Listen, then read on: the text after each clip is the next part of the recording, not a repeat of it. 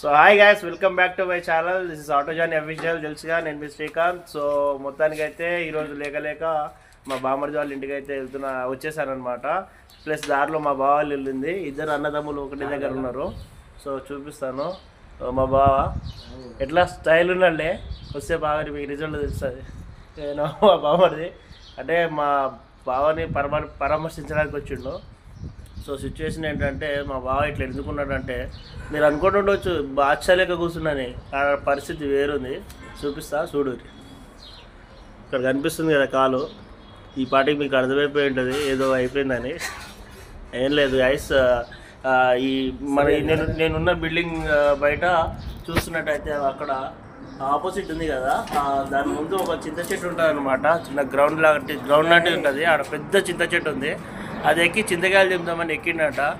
So అంటే ఎక్కిండు మంచినే, కానీ హోలీ రోజు అందరికి తినిపిద్దామని ఎక్కిండు. హోలీ రోజు కదా, అందరికి తినిపిద్దామని ఎక్కిండంట. సో ఏమైందంటే సెకండ్స్లో ఏదో ఒక శక్తి వచ్చేసినట్టు శక్తిమాన్ అయిపోయాడు, మరి సూపర్ మ్యాన్ అయిపోయినట్టున్నాడు.